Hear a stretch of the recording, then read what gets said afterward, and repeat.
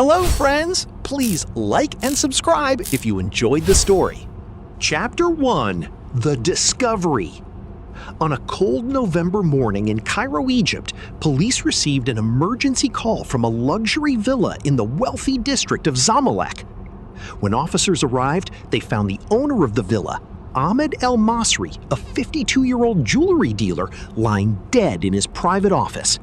A large pool of blood surrounded his body. The room was in complete disorder. Drawers had been opened, documents were scattered everywhere, and the safe hidden behind a painting had been emptied. According to Ahmed's family, diamonds worth nearly $2 million had disappeared.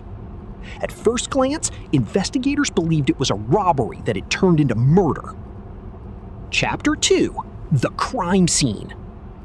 Lead Detective Omar Hassan carefully examined the scene.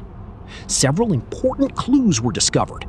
The front door showed no signs of forced entry. The security cameras had been disabled exactly at 10:17 p.m. A broken glass containing fingerprints was found on a desk. A bloody shoe print was discovered near the safe.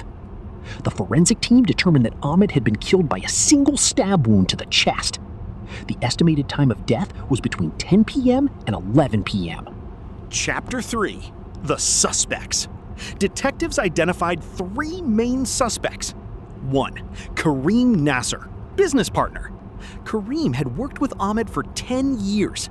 Investigators discovered that the two men had argued violently just days before the murder over missing money. Kareem claimed he was at home watching television. 2.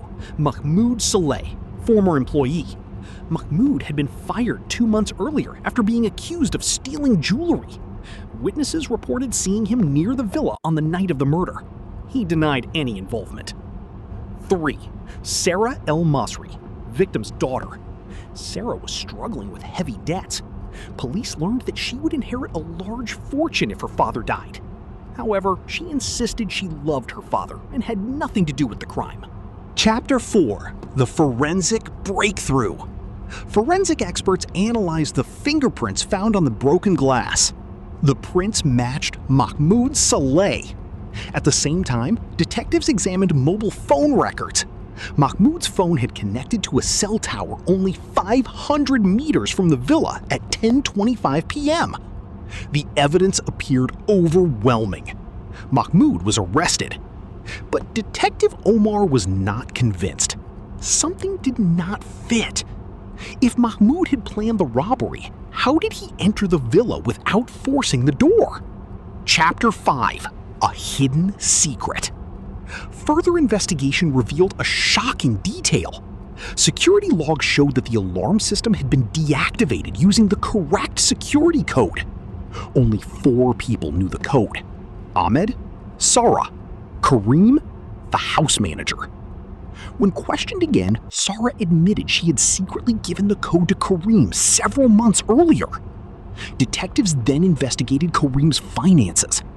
They discovered he owed more than $500,000 to dangerous creditors. He desperately needed money. Chapter 6: The Truth. Police obtained surveillance footage from a nearby street camera. At 10:12 p.m., Kareem's car was seen entering the neighborhood.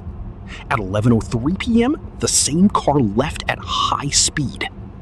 Investigators searched Kareem's apartment. Hidden behind a false wall, they found several stolen diamonds, blood-stained clothing, a pair of shoes matching the bloody footprint. DNA tests confirmed the blood belonged to Ahmed. Faced with the evidence, Kareem finally confessed. Chapter 7: The Confession. Kareem admitted that he had planned the robbery for months. He entered the villa using the security code. His intention was only to steal the diamonds. However, Ahmed unexpectedly arrived in the office and recognized him. A struggle followed. In panic, Kareem grabbed a knife and stabbed Ahmed. He then emptied the safe and fled. To mislead investigators, he intentionally left evidence that could point to Mahmoud.